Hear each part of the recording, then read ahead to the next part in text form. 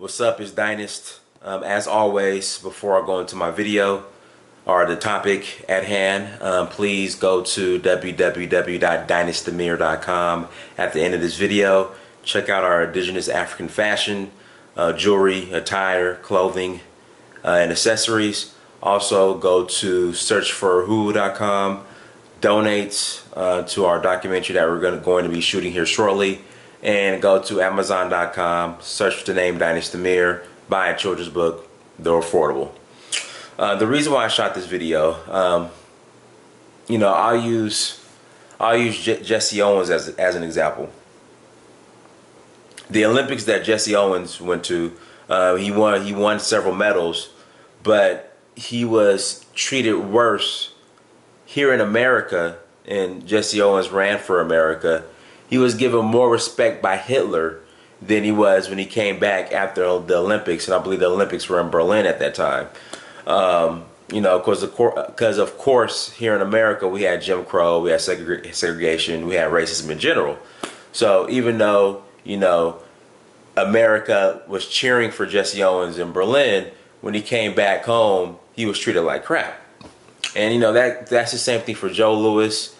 And that's the illusion that, America was sending its black athletes to compete and represent them. But then back home, black people in general, as far as mass incarceration, you have redlining, you have gentrification, black males are being targeted by the police. You have a lot that goes on here, but they'll use us as their I guess show horses, to put in front of the world as far as winning medals and bringing them back in the name of America. But then, black men in America, still aren't treated, but black people in America overall still aren't treated fairly, as they will make you to believe when they send back black athletes over to compete in the Olympics or in sports in general. So with that being said, I root a lot for a lot of the African teams. Like my favorite soccer team is the Ghanaian, the Black Stars. Love the Black Stars. In fact, one day I would love my son to play for the Black Stars. So I root for the African teams, especially the African football. Well, I guess that soccer is what we call it over here. The African football teams. But it's hard to, because I feel like African teams, African soccer teams go out of their way to sabotage, to sabotage themselves and not win and prevent themselves from winning. And this is the example I'm going to use this year's Olympics. So Niger, the soccer team, is supposed to be the dream team, right? And I'm rooting for Niger. I'm rooting for them. So they missed their flight from Lagos to Rio de Janeiro. Now, for the life of me, I guess, what's the national airline in Nigeria? Is it Eric Air? I mean, when I was in New York, all the Nigerians that went back to Lagos, they call Eric Air. You trying to tell me you can't catch a direct flight from Lagos or charter a plane from Lagos to Rio de Janeiro? You can't do that. I mean, I play sports. When the football team traveled, we chartered a plane. We flew directly to our destination. And I know a plane can fly directly from Lagos to Rio de Janeiro. But no, instead they could fly to Atlanta, miss their flight. I guess Delta bailed them out, and they end up showing up to the first soccer match, I guess against Japan, like maybe, I think like 5 or 6 hours before the game.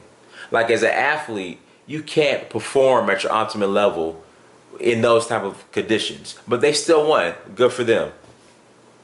And then from my understanding, they get to the hotel, and I guess there were some officials or whatever from Nigeria that were not supposed to be checked into this hotel or staying at this hotel. And Nigeria ends up incurring a bill, and guess who has to pay for it? One of the Nigerian soccer players. Now, all my fellow athletes out here, imagine, you're with you're traveling with your team, you get to the hotel, and then you get hit with a bill. because somebody else trifling ass didn't want to pay for their own hotel room. So the hotel's like, no, no, no, no, no. You guys cannot check out, or you guys, I'm sorry, you guys got to get the hell out unless you pay this bill.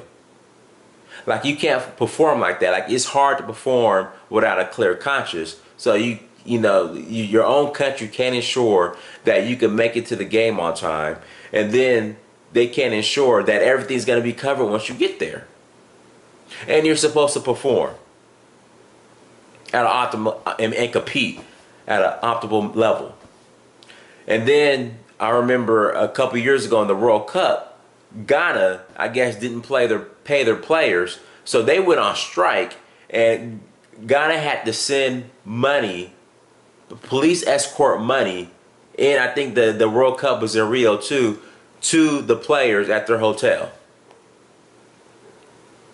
Like, you can't perform like that. And then I remember, I think that same year, Cameroon, I guess Samuel Eto'o, was accused of point shaving or fixing soccer matches, and I think I think Cameroon stripped him of his passport. This crap only goes on in African countries. Now, do I want Africa to win a World Cup? Yes, absolutely. They have the talent, but the conditions that they have to do, the circumstances, like, not being paid, not getting to your game on time. You should again, you could catch a direct flight from Lagos to Rio. You just charter a plane, you guys got the money, pay for it, and you get to Rio, a week, like, 4 or 5 days before the actual soccer match. Get acclimated to Rio, and then you go perform. And from my understanding, I think Nigeria is still doing good, but you have to understand, this is the Olympics. A lot of these national teams, they send their, I guess it was under 23 or their B teams. Like, they're not sending the same teams that they send for the World Cup. So, do I want an African country to win a World Cup? Absolutely. But just Africa, they find a way to sabotage them winning or putting themselves in a position to win a World Cup by doing stupid stuff like this. Not paying their players. Players got to pay for their own hotel room. And not only for their own hotel, they got to pay for the officials. They can't get to their game on time because the sports minister doesn't know how to book a damn flight. That sports minister of Nigeria needs to be fired immediately. No, fired. He needs to be let go. So, do I want Africa to win a World Cup one day? Absolutely. But again, the circumstances they put themselves in, you can't. It will put you in position to fail and not win. And the way, I guess, these African teams are operating, as far as the government who runs them, it's a reflection of how poor a lot of these African governments are ran. Again, how do you not get to your soccer match, your Olympic soccer match on time? How does that happen? And guys, if I'm kind of rusty and stumbling, I'm tired, I've been up all day, but I wanted to shoot this video before I went to bed. How does that happen? So again, do I want Africa to bring home a World Cup one day? Absolutely. And a lot of my friends in America are like, you live in America, you're an American, how can you root for Africa? I don't know. I just, one day I want an African team to win a World Cup because I just root for you guys a lot. So you guys got people in here, people in America putting, their reputation on the line because we're rooting for you guys to win a World Cup. But then you guys do stupid stuff like you can't get to your damn soccer match on time. And you don't want to pay your players, but all these government officials got plenty of money, but they don't want to pay their players. That's why I can't, I used to get mad, like the Boateng twins. I think one plays for Ghana, another one plays for Germany. I can't even get mad or upset at the one that plays for Germany because he's going to get paid on time.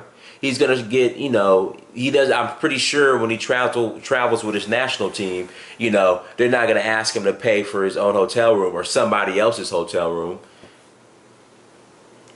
And he's going to get to his game on time.